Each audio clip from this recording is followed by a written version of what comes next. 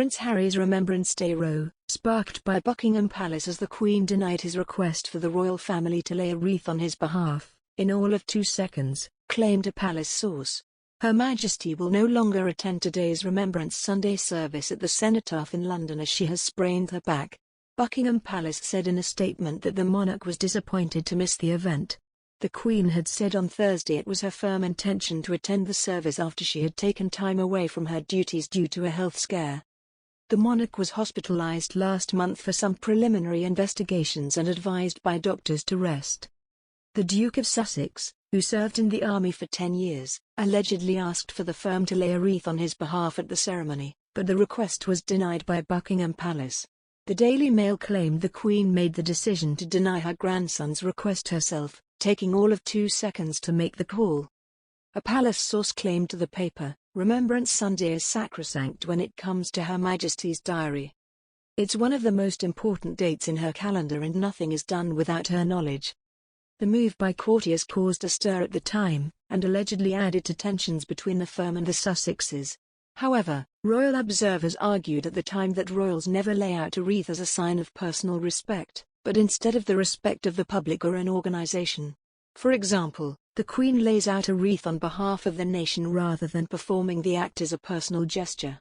Pod Save the Queen is hosted by Anne Gripper and features Daily Mirror royal editor Russell Myers. The whole thing, the alleged request and then the reaction to it, seems to be missing this quite important point. Mr. Myers appeared to wholeheartedly agree with the account's take, exclaiming, "Precisely."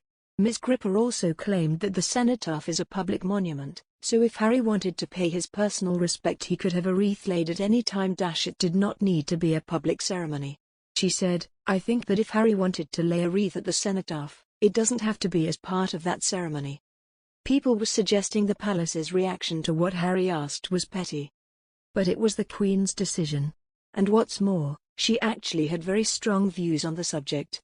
The source continued, "While she has enormous admiration for Harry's achievements both in and out of the military, this was seen as an example of his lack of understanding of what it means for him to be a non-working royal.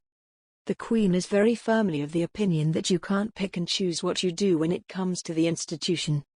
Either you are in or you are out." The move caused a stir at the time, considering Harry had committed 10 years of service to the army.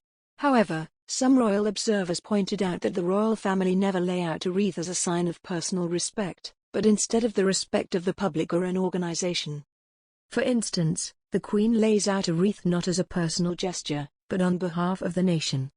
At the time, Gemma, who ran Regal-themed Instagram account The Royal Edit, wrote, "I think it's really important to remember that members of the royal family aren't laying wreaths at the cenotaph personally, but rather on behalf of others.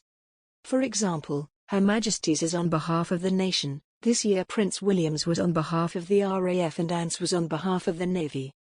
So it wouldn't make sense for Harry to have one laid for him personally. It's always organizations or the public."